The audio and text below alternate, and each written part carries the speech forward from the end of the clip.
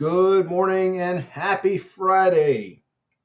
Hope you're having a great day on this chilly Friday morning. This is a quick screencastify in case you missed the Zoom. So what we have here is the Google Classroom. Don't forget to check in every day, true or false question. What we're working on today in the geologic time module, it's Triassic Day. All right, this is the time of the dinosaurs, but not like you knew them. So the dinosaurs themselves are a group of reptiles that did break off from lizards. If you notice, a lizard has its legs kind of sticking out to the side. The dinosaurs evolved the ability to walk upright. So they related to reptiles, but they were kind of a separate group.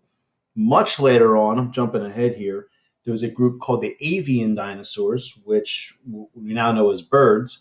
There was a common ancestor. They survived this great extinction at the end of the Cretaceous and are still with us today. So birds, technically, they're dinosaurs. So you can say there's a bunch of dinosaurs flying around here because the avian dinosaurs had feathers. There's even evidence to suggest that even T-Rex evolved feathers. So we've found a couple odd fossils that might suggest that.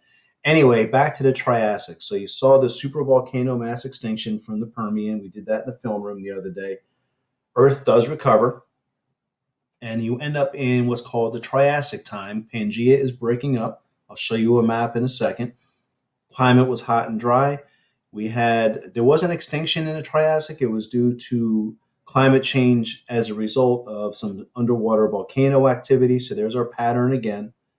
Dinosaurs were around, just they were much smaller and less evolved than what you're used to seeing. And some of the modern mountain structures that we see to this day are starting to form at this time. So in the Dangerous Seas clip, if you happen to watch that, you're going to see these are all reptiles. Reptiles were the dominant species, if you will, at this time, in the water, in the air, flying reptiles everywhere. So you'll see some of the different predators. You're watching from about 16 minutes to 22 minutes of the special. The dinosaurs of the Triassic, if you check this out, these are some of your dinosaurs. If you look, these are not the ones you're used to seeing in the movies. They're smaller. They're kind of just appeared. So my answer to the question is the dinosaurs were less evolved and smaller for Triassic Day. That's about all you need to type in there. Not a whole lot for us to do there. And finally, in the Google Classroom, I placed this resource. This is the Ancient Earth. So what you do to get here is you go to the menu in the upper right. I'm clicking on First Dinosaurs. And you can kind of see the United States superimposed over the land here. And when I typed in a school address, for some reason I ended up here. I don't know why I'm in the middle here, but anyway, that's kind of where the school was.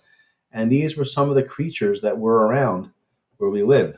So maybe something like this was running through your backyard at some point. Look at that thing. It's one of your carnivores from the Triassic.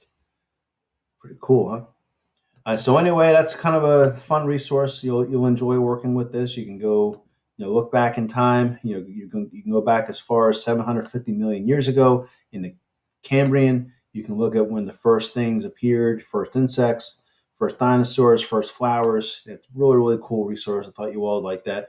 So anyway, that's it for today. Kind of do a real quick film room for the Triassic Day. Next week, we have a lab. We have some more film room. I have a Kahoot for you. That's going to be your assessment for this module. All that's coming your way next week. I'm actually in the process of putting that schedule together now. So that'll be out as soon as possible. Other than that, have an awesome Friday. Have a great day.